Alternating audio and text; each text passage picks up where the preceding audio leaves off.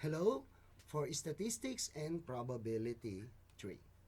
Here we have two problems, and this is problem number 1 and this is problem number 2. Okay?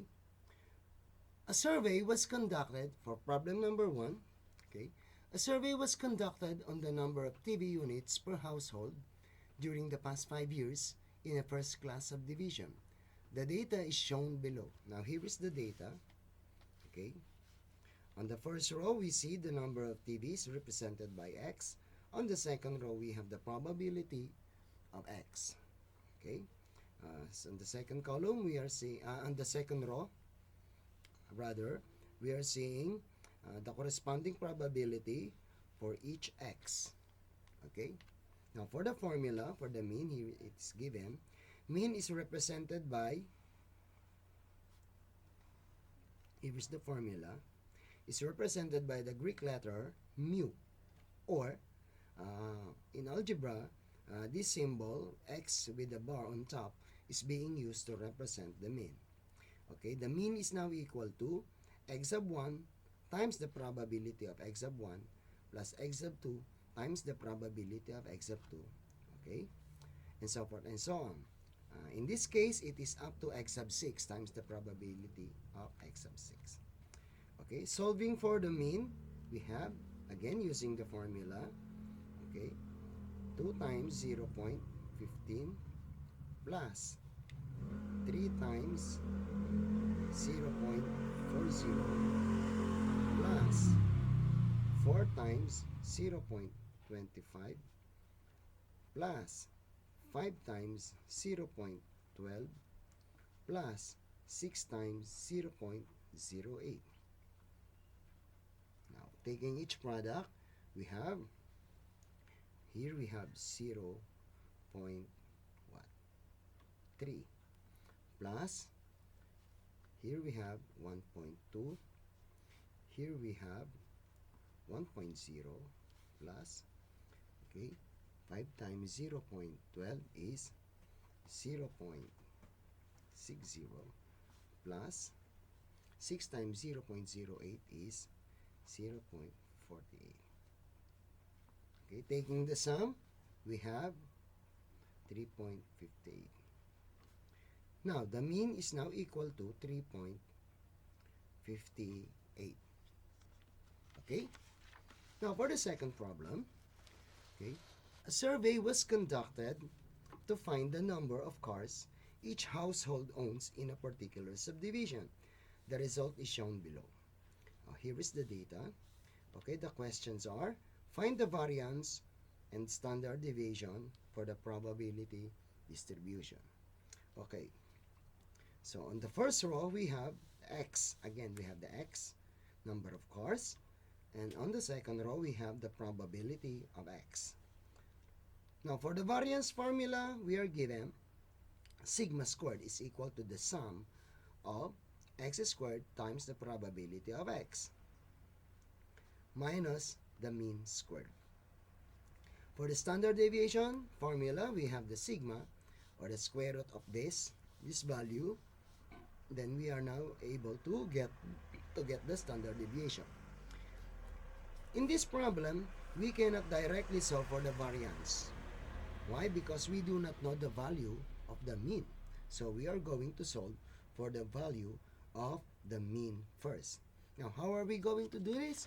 Now, going back to question number 1, problem number 1, we take this method in solving for the mean. Okay? Now, solving for the mean first, we have mu is equal to 1 times 0.25 plus 2 times 0.35 plus 3 times 0.30 plus 4 times 0.10. Okay, taking each product, we have 0.25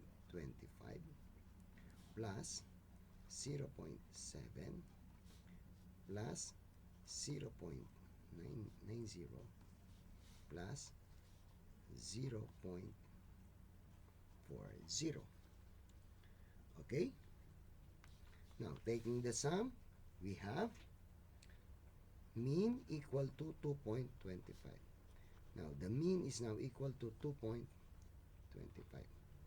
Now we can now solve for the variance because we already have the value for the mean, or mean is equal to 2.25.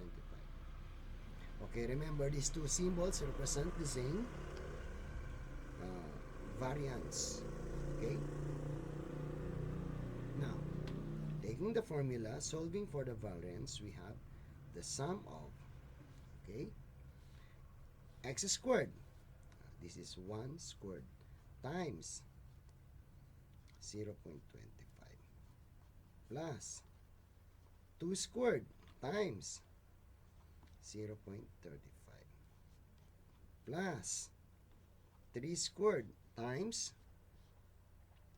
okay, 0.30 plus 4 squared times 0.10 minus the mean squared, and this is 2.25 squared. Okay, now we have, what is the sum of all this? Okay, let us take first the each product. So 1 squared, and this is 2.25. 4 times 0.35 is what? Okay, 1.4.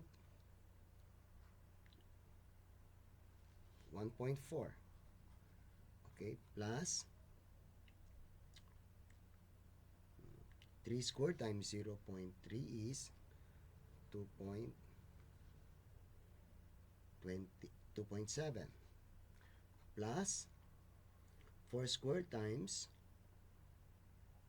0.10 is 1.6 minus, what is the square of 2.25? 2.25 squared is equal to 5.0625. Okay, now we have the variance. Okay, what is the sum of all this?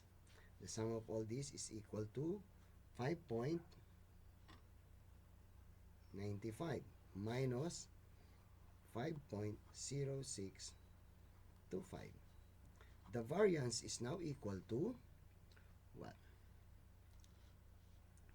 0.8875. Okay, now taking the value for the standard deviation is equal to sigma. Let us just take the square root of this, 0.8875. So sigma is now equal to 0.94. Okay, the variance is 0.887. This is the variance. And here is the sigma is for standard deviation. Standard deviation is equal to 0.94. Okay, thank you.